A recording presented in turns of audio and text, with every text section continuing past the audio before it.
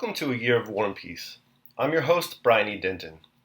A Year of War and Peace is a daily, year-long, chapter-by-chapter reading of and meditation on Leo Tolstoy's epic novel, War and Peace. In these videos and podcasts, you'll be treated to a free reading of one chapter per day of the novel, plus a reflective essay I've written individually tailored to that day's chapter.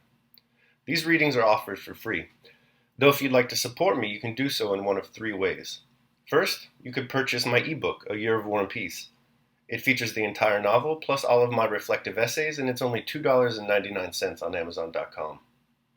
You could also become a patron at patreon.com/Brian E. Denton. If you sign up there, you'll receive a sonnet once a month, plus a link to an ebook of my collected sonnets. Finally, if you like, you can make a one-time donation to my PayPal account. The email there is brianedenton@gmail.com. You can also use that email to contact me. I'd be happy to hear from you. Your support is greatly appreciated. Today's reading and reflection is on Chapter 154. Chapter 154. Count Rostov took the girls to Countess Bezikova's. There were a good many people there, but nearly all strangers to Natasha. Count Rostov was displeased to see that the company consisted almost entirely of men and women known for their freedom of conduct. Mademoiselle Georges was standing in a corner of the drawing room, surrounded by young men. There were several Frenchmen present, among them Métivier, who from the time Helene reached Moscow had been an intimate in her house. The Count decided not to sit down to cards or let his girls out of his sight, and to get away as soon as Mademoiselle Georges' performance was over. Anatoly was at the door, evidently on the lookout for the Rostovs. Immediately after greeting the Count, he went up to Natasha and followed her. As soon as she saw him, she was seized by the same feeling she had had at the opera, gratified vanity at his admiration of her, and fear at the absence of a moral barrier between them.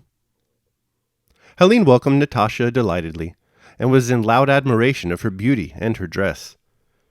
Soon after their arrival, Mademoiselle Georges went out of the room to change her costume. In the drawing room, people began arranging the chairs and taking their seats. Anatoly moved a chair for Natasha and was about to sit down beside her, but the Count, who had never lost sight of her, took the seat himself. Anatoly sat down beside her. Mademoiselle Georges, with her bare, fat, dimpled arms and a red shawl draped over one shoulder, came into the space left vacant for her and assumed an unnatural pose. Enthusiastic whispering was audible. Mademoiselle Georges looked sternly and gloomily at the audience and began reciting some French verses describing her guilty love for her son. In some places she raised her voice. In others she whispered, lifting her head triumphantly. Sometimes she paused and uttered hoarse sounds, rolling her eyes. "Adorable, divine, delicious," was heard from every side. Natasha looked at the fat actress, but neither saw nor heard nor understood anything of what went on before her. She only felt herself again completely borne away into this strange, senseless world, so remote from her old world, a world in which it was impossible to know what was good or bad, reasonable or senseless. Beside her sat Anatoly, and conscious of his proximity, she experienced a frightened sense of expectancy. After the first monologue, the whole company rose and surrounded Mademoiselle Georges, expressing their enthusiasm. "How beautiful she is," Natasha remarked to her father, who had also risen, and was moving through the crowd toward the actress. "I don't think so when I look at you," said Anatoly, following Natasha. He said this at a moment when she alone could hear him. "You are enchanting. From the moment I saw you, I have never ceased—" "Come, come, Natasha," said the Count, as he turned back for his daughter. "How beautiful she is!" Natasha, without saying anything, stepped up to her father and looked at him with surprised, inquiring eyes. After giving several recitations, Mademoiselle Georges left, and Countess Bezikova asked her visitors into the ballroom. The Count wished to go home, but Helene entreated him not to spoil her improvised ball, and the Rostovs stayed on. Anatoly asked Natasha for vows, and as they danced he pressed her waist and hand, and told her she was bewitching, and that he loved her. During the écossais, which she also danced with him, Anatoly said nothing when they happened to be by themselves, but merely gazed at her. Natasha lifted her frightened eyes to him, but there was such confident tenderness in his affectionate look and smile that she could not, whilst looking at him, say what she had to say. She lowered her eyes. "Don't say such things to me. I am betrothed and love another," she said rapidly. She glanced at him. Anatoly was not upset or pained by what she had said. "Don't speak to me of that. What can I do?" said he. "I tell you I am madly, madly in love with you. Is it my fault that you are enchanting? It's our turn to begin." Natasha, animated and excited, looked about her with wide-open, frightened eyes, and seemed merrier than usual. She understood hardly anything that went on that evening. They danced the écouzet in the Grossvater. Her father asked her to come home, but she begged to remain. Wherever she went and whomever she was speaking to, she felt his eyes upon her. Later on, she recalled how she had asked her father to let her go to the dressing room to rearrange her dress, that Helene had followed her in, and spoken laughingly of her brother's love, and that she again met Anatoly in the little sitting room. Helene had disappeared, leaving them all alone, and Anatoly had taken her hand and said in a tender voice, "I cannot come to visit you, but is it possible that I shall never see you? I love you madly. Can I never?" And blocking her path, he brought his face close to hers. His large, glittering, masculine eyes were so close to hers that she saw nothing but them. "Natalie," he whispered inquiringly, while she felt her hands being painfully pressed. "Natalie." "I don't understand. I have nothing to say," her eyes replied. Burning lips were pressed to hers, and at the same instant she felt herself released, and Helene's footsteps and the rustle of her dress were heard in the room.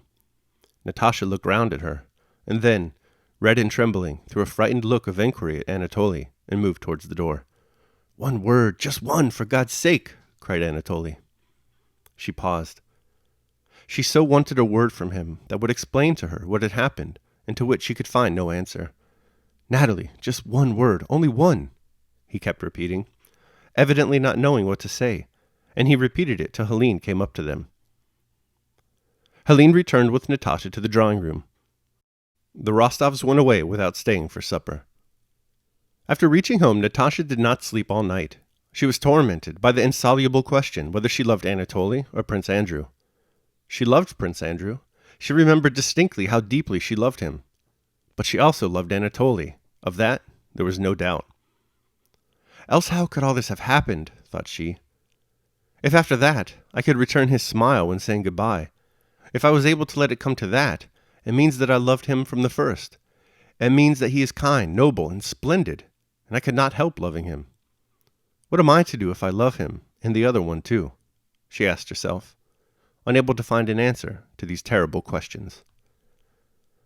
All right, that concludes my reading of chapter 154. I hope you liked it. I will now proceed to my reflection on the same. A Year of War and Peace, day 154. Have the standards ready. There is a realm of confusion that exists beyond mere misunderstanding.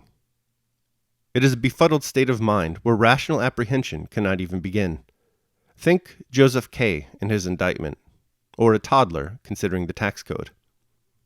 The Rostovs, ruled by their passions and emotions, are particularly prone to falling into this mental condition. Natasha, her rational faculties sozzled by the vile spirits of Anatoly's advances, finds herself adrift in this state today.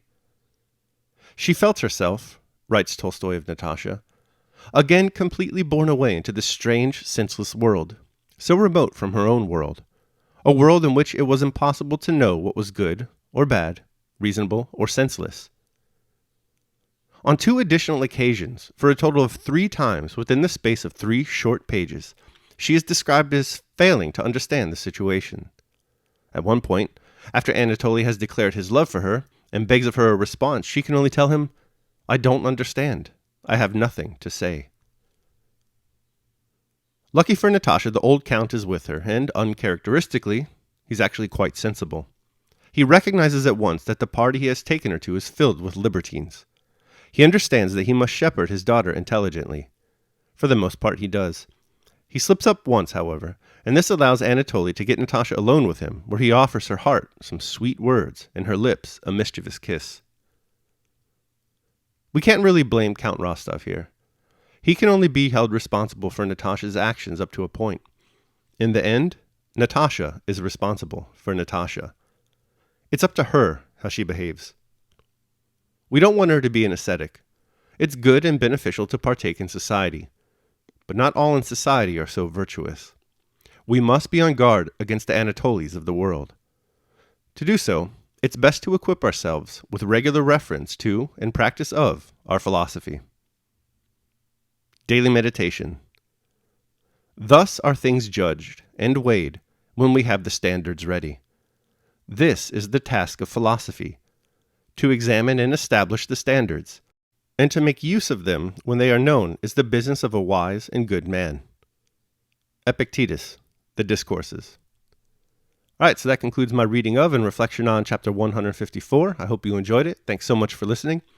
Remember that if you'd like to support me, you can do so either by purchasing the ebook, A Year of War and Peace, becoming a patron at patreon.com, or making a one-time donation to PayPal. The links to all that are down below in the show notes. Tomorrow we're going to be reading and reflecting on chapter 155. I hope you'll join me. Until then, take care of yourselves and others.